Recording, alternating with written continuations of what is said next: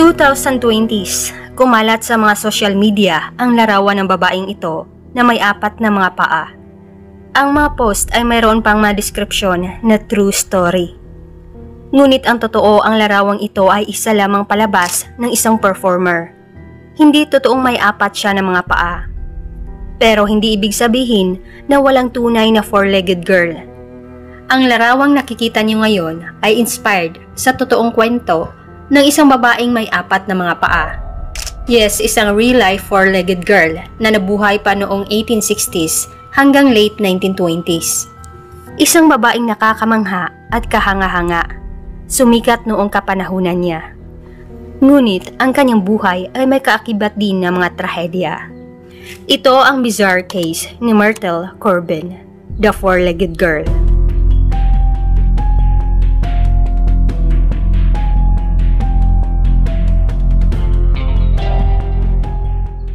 Ang kwentong ito ay nagsimula sa Lincoln County, Tennessee, kay Mrs. Nancy Solens Corbin, 34 anyos, at William H. Corbin, 25. Ang mag-asawa ay may 4 na mga anak, kabilang ang panganay ni Nancy mula sa kanyang first husband. Noong ipinagbubuntis ni Aling Nancy si Myrtle, ay naitala na wala naman siyang kakaibang naramdaman. 1800s ay hindi pa naimbento ang ultrasound technology, kaya wala talagang malay ang mag-asawang Corbin na may kakaibang kondisyon ang bata. Saka na sila nagulat, pati ang mga doktor, noong oras ng panganganak ni Nancy noong May 12, 1868. Dahil ang paglabas ng bata ay breech position. Ito yung naunang lumabas ang mga paa kaysa sa ulo. Ang nagpagulat sa lahat ay noong nakita nilang hindi normal ang kondisyon ng sanggol. Dahil ang lumabas ay 4 na mga paa. 2 mahaba at 2 maliit na nasa gitna. Ang kondisyon ng bata ay mas lalong nagpahirap sa breech position delivery. Ayon pa ng doktor, noong oras ng panganganak ay napakadelikado para sa infant at sa ina na pwede silang dalawa na bawian ng buhay. Pero hindi inaasahan na nagkaroon ng himala. Successful na nailabas ni Nancy ang bata. Pinangalanan nilang Josephine Myrtle Corbin. Dahil sa kakaibang kondisyon ni Myrtle, kaya patuloy siyang minamanmanan at sinusuri ng mga doktor. Simula't pagkasilang pa lang niya ay marami ang nagbigay ng samot-saring opinyon. May mga nagsasabi na hindi daw magiging normal ang kanyang health condition. May mga nagsasabi rin na hindi din daw magtatagal ang kanyang buhay. Ngunit pinatunayan ng batang si Myrtle na mali lahat ang haka-haka tungkol sa kanya.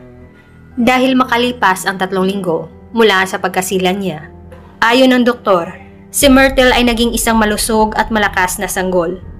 Tumimbang siya ng 4.5 kilograms kumpara sa tipikal na 3.5 kilograms pataas na timbang ng isang 3 weeks old na sanggol. At noong lumalaki na si Myrtle, ay mas lalong nagka-interes at nahiwagaan sa kanya ang mga tao, lalo na ang mga medical field doctors dahil sa kanyang bizarre anatomy. At narito ang brief explanation sa anatomiya ni Myrtle. Ang kanyang kondisyon ay tinawag na Dipegos syndrome.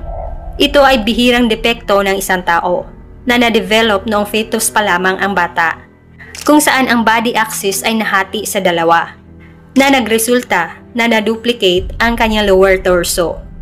May 2 magkahiwalay na pelvis o balakang, at bawat isa ay may pares ng mga binti.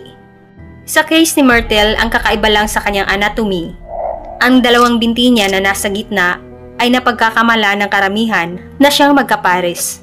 Ngunit hindi pala. Yung inner na kanan na binti niya ay ang kapareha ng kanan rin ng mahabang binti. Ganon din sa kaliwang parte.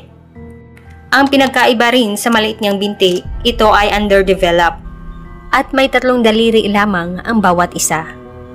Noong lumalaki na si Myrtle, although nagagalaw pa niya ang maliit niyang binti, ay hindi rin niya ito nagamit dahil masyadong mahina. Pero ito pa ang nakakalokang katotohanan kay Myrtle, na talagang magugulat kayo. Alam niyo naman na may 2 siyang balakang, ibig sabihin, may 2 rin siyang reproductive organs. At take note, fully functional pa ang 2. Nakakamangha, diba?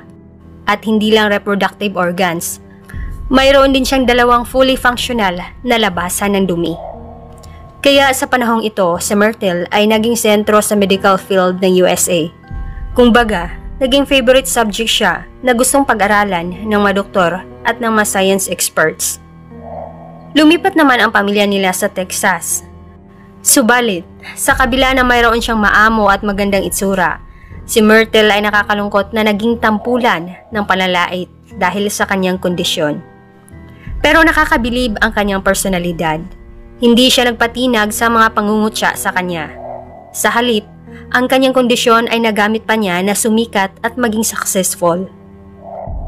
Dahil ordinaryong manggagawa lang ang kanyang mga magulang at malaki rin ang kanilang pamilya, kaya si Myrtle ay napilitang magtrabaho para makatulong sa pang-araw-araw nilang pangangailangan. Sa edad lang niya na 13, sumali siya sa isang sideshow performance. Ito yung mapalabas sa carnival noong araw, kung saan tampok ang iba pang mga performers na mayroong mas special o unique appearance. Ilan sa mga ito ay may mga disability. Meron din na may mga kakaibang kondisyon katulad ni Myrtle. At dahil nga sa obvious na rason, kaya tinawag siya sa carnival na The Four-Legged Girl. Simula nito, kung saan-saang states na din siya nakarating para mag-perform, na dinarayo talaga ng libu-libong mga tao.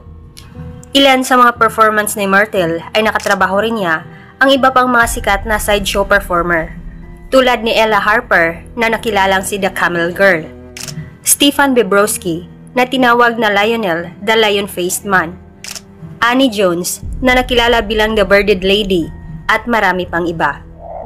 Naitala na mula noong 15 hanggang 19 na taong gulang na si Myrtle ay panahon na peak ng kanyang career. Literal na naging popular siya na atraksyon kaysa ibang mga sikat na pasyalan sa US.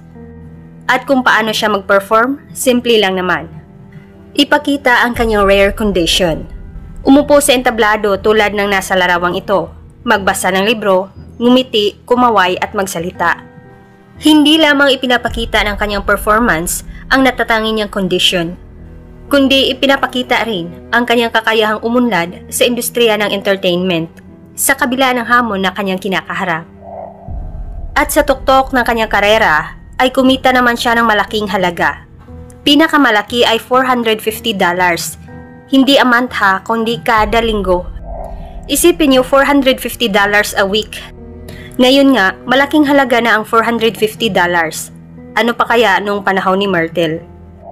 Dahil sa kanyang popularity sa industriya at malakas makahakot ng mga manonood, kaya kalaunan, ilan sa mga sideshow performers na kakompetensya ay ginaya ang kondisyon ni Myrtle. Ilan sa mga performers ay sadyang naglalagay ng dalawang mga binti na mga props sa kanilang gitna para kunwari may kondisyon din sila na dipigos. Sa dami ng mga gumagaya ay di pa rin nila nasapawan ang kasikatan ng totoong four-legged girl na si Myrtle Corbin.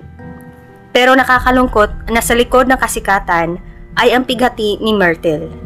Sikat nga siya at malaki ang kita. Pero kapalit nito ay ang walang katapusang pagtawag sa kanya na monster o halimaw. Noong araw ang mataong may mga bizarre condition ay hindi pa masyadong tanggap sa lipunan. Kung tratuhin sila ay parang mga halimaw. Pinakasikat na term noon sa US ay tinatawag din silang mga freaks. May ilang mga cases ng mga sideshow performers noong araw na binabato ng mga manonood at pinagtatawanan. Talagang nakakaawa sila noon at nakakalungkot na tinatanggap lang ng mga performers ang mga pambabato sa kanila. Tinitiis nila para kumita lang sila. At isa nga si Myrtle na naging biktima ng mga abusadong manonood. Taong 1885, ang nakababata namang kapatid ni Myrtle ay napangasawa si Hiram Locke Bicknell. At itong si Hiram ay may kapatid naman na si Dr. James Clinton Bicknell. Si James ay nagkagusto kay Myrtle at sila ay kinasal noong June 1886. At pinatigil na rin siya ng kanyang asawa na mag-perform sa mga sideshows. At alam nyo ba na hindi lang noong pagkadalaga ni Myrtle kayo mamangha sa kanya, kundi mamamangha din kayo sa kanyang pregnancy. Masasabi nyo talaga na she defied the odds. So ito yun, kung intercourse at pregnancy ang pag-uusapan, ayon ni George M. Gould at Walter Pyle, ay hindi imposible para kay Myrtle.